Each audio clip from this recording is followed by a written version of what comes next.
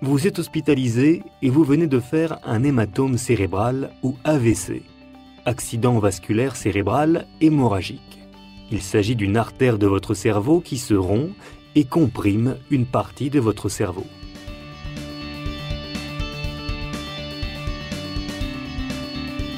Un AVC peut donner différents signes, comme une paralysie d'un côté du visage,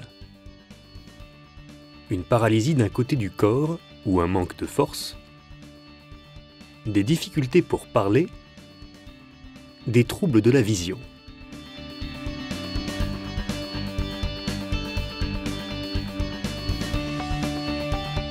Durant votre hospitalisation, vous passerez différents examens afin d'explorer l'AVC et de rechercher une cause.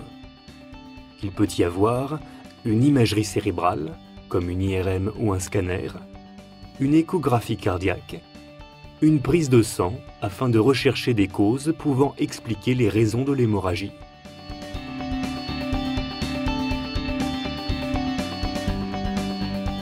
L'hospitalisation en neurologie peut se faire en différents temps. Dans un premier temps, vous serez hospitalisé aux soins intensifs neurovasculaires. Beaucoup de soins vous seront prodigués. Le médecin, l'infirmier et l'aide-soignant seront très présents afin d'assurer une surveillance rapprochée. C'est durant cette période qu'une grande partie de vos examens seront réalisés. Puis dans un deuxième temps, si votre état de santé le nécessite, vous serez transféré en hospitalisation neurovasculaire. Dans cette unité, la présence du médecin et du personnel paramédical est moins importante. Moins d'examens vous seront faits. C'est normal.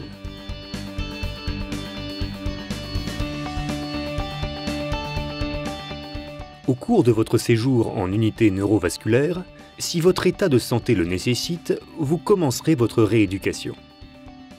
Un kinésithérapeute, une orthophoniste, un ergothérapeute, une neuropsychologue peuvent s'occuper de vous en fonction de vos besoins. Une psychologue ou une assistante sociale peuvent intervenir. Des bénévoles de l'association France AVC peuvent vous rendre visite.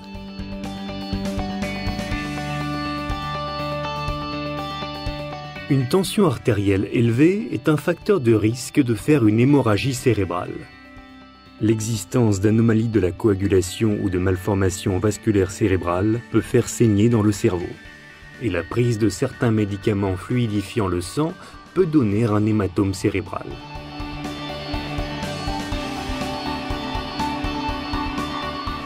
Afin d'éviter le plus possible la récidive de l'hématome cérébral, il est important de contrôler les facteurs de risque, comme par exemple une bonne équilibration de l'hypertension artérielle en prenant bien son traitement et en portant une attention particulière à son alimentation. Une mesure régulière de votre tension artérielle est fortement conseillée. Les traitements fluidifiant le sang devront être réévalués.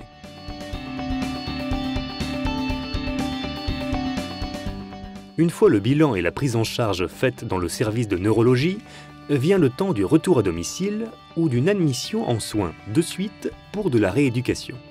Si vous avez tout récupéré, vous pourrez rentrer chez vous.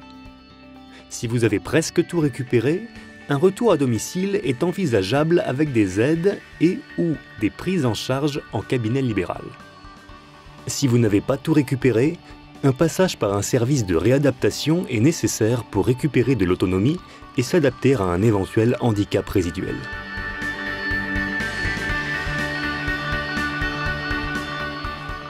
Installer une relation de confiance avec le personnel et le médecin est indispensable pour avancer ensemble dans la même direction. Il est important de prévenir l'équipe s'il y a des modifications de votre état. Prenez soin de bien suivre les consignes données, comme par exemple de respecter le régime alimentaire et les postures données par l'orthophoniste pour éviter les fausses routes.